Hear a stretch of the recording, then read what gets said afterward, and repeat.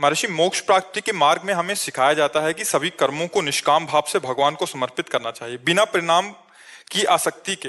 फिर भी इस यात्रा में कभी कभी हम ऐसे निर्णयों का सामना करना पड़ता है जहां दो रास्ते या विकल्प सामने आ जाते हैं और हम किसी भी परिणाम की भविष्यवाणी नहीं कर सकते। ऐसे क्षणों में हम कैसे ये पहचान सकते हैं कि कौन सा मार्ग ईश्वरीय इच्छा के अनुरूप है और कौन सा हमारे अपने व्यक्तित्व इच्छाओं या अहंकार से प्रेरित हो सकता है, खासकर जब दोनों ही सत्य पर सही प्रतीत हो रहे हों? कैसे कैसे हमें किसका प्रश्न है? कैसे आप हमें बताएं कि दोनों सत्य प्रतीत हो रहे हैं कैसे? तब हम आपको बताएं कि वो अपनी वासना है, अपनी इच्छा है या भगवान की इच्छा है। बताइए आप कौन सा कर्म आप ऐसा।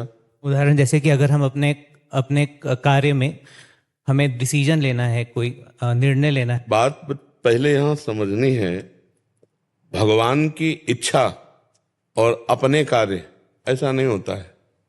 भगवान की इच्छा का पालन करने के लिए पहले तन वांग मनोभीर अमलई सोहम तवि वास्तिता, शरीर को, मन को और वाणी को और आम को भगवान के चरणों में समर्पित करना होता है।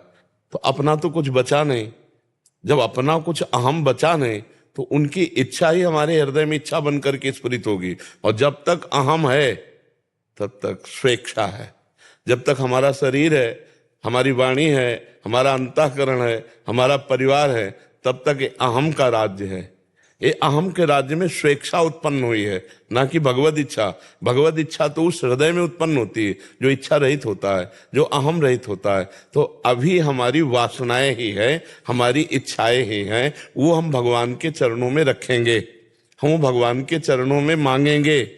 पर पूरी होना ना पूरी होना ये उनके ऊपर छोड़ दीजिए। जिससे हमारा मंगल होगा वही वो कार्य करेंगे। मंगल भवन है, उनकी सामर्थ्य नहीं है कि वो हमारा मंगल कर सकें। जैसे सूर्य की सामर्थ्य नहीं कि वह अंधेरा प्रकट कर सके, क्योंकि जहाँ सूर्य वहाँ अंधेरा रह ही नहीं सकता। ऐसे मंगल भवन जहाँ श्री हरि है वहाँ मंगल हो ही नहीं सकता।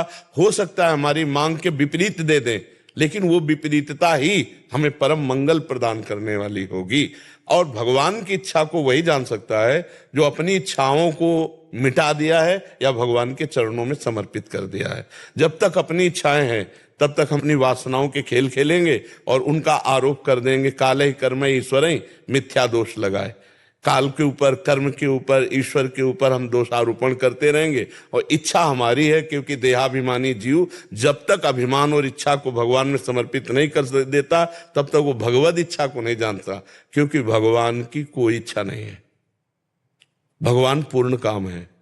भगवान में इच्छा भक्त की पहुंचती है तो उनमें भूख पैदा कर देती है, उनमें खेलने की इच्छा पैदा कर देती है। जैसी भावना भक्त करता है वैसे ही भगवान चेष्टा करते हुए नजर आते हैं। भगवान अमना है, भगवान पूर्ण काम है, भगवान इच्छा रहित है। भगवान कोई व्यक्ति थोड़ी है कि उनको इच्छा होगी।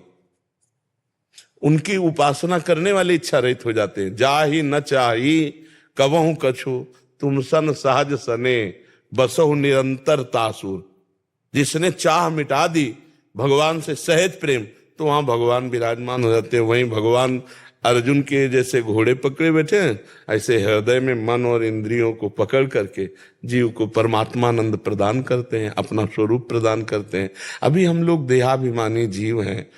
अभी हमारे अंदर ये बात आ गई, नाथ सकल संपदा तुम्हारी, मैं सेवक समेत सुतनारी। बिल्कुल एक चौपाई सहज में है, नाथ सकल संपदा तुम्हारी और मैं सेवक समेत सुतनारी। ये आ गई है। अगर आ जाएगी तो वो जो चीज अपनी चाहे ले लें, आपको कोई परेशानी नहीं होनी चाहिए। नाथ सकल संपदा तुम्हारी, मैं सेवक समेत सुतनारी। अभी ऐसा नहीं है ना, तो अभी कहीं ना कहीं मेरी इच्छा तो सब है ना, तो हम भगवद इच्छा का निर्णय अभी नहीं कर सकते। भगवद इच्छा की पहचान वही कर सकता है जो अपनी पहले इच्छाओं को मिटा दे। समझ पा रहे हो? अभी इन किन प्रकारेण हमारी इच्छाओं का ही जाल बिछा हुआ है। इसलिए नाम जप कीजिए और धीरे से समर्पण योग में आइए। मैं परिवार सहित आपकी शरण में हूं प्रभु। नाथ सकल संपदा तुम्हारी, मैं सेवक समेत सुतनारी। अब ये जिम्मेवारी आप देखो प्रभु। मैं तो आपका केवल मुनीम हूं, छोटा सा, 4 लोगों का मालिक आप हो, इस घर के, इस परिवार के। मैं एक छोटा सा सेवक हूं। जो आप देंगे आपकी सेवा करता रहूंगा, आपके परिवार की सेवा करता रहूंगा। जरूरत होगी तो मुनीम होने के कारण पर्चा आपको पकड़ाते रहेंगे। स्वामी आप है, आप देखते रहिए, आप बहुत आनंद में जीवन व्यतीत कर लेंगे अगर हमारी बात ये समझ पाएंगे।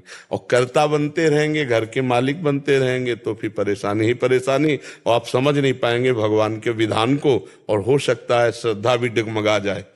क्योंकि खेल ऐसे हैं, सृजन पालन विनाश, जैसे अभी आप रुदन कर रहे थे, अब आपको लाख समझाओ लेकिन जो हृदय पे चोट लगी उसको कैसे कोई संभाल, वो छाती जाने। जिस माँ का पुत्र गया हो वो माँ जान सकती है, हम लोग तो बाहर से ऐसे उपदेश दे सकते हैं। अंदर का जब मोह नष्ट होगा तब इनको हमारी बात समझ में आएगी। अभी हम कहते हैं सब भगवान का है, अगर भगवान अपनी वस्तु ले लें तो अभी श्रद्धा खत्म हो जाएगी।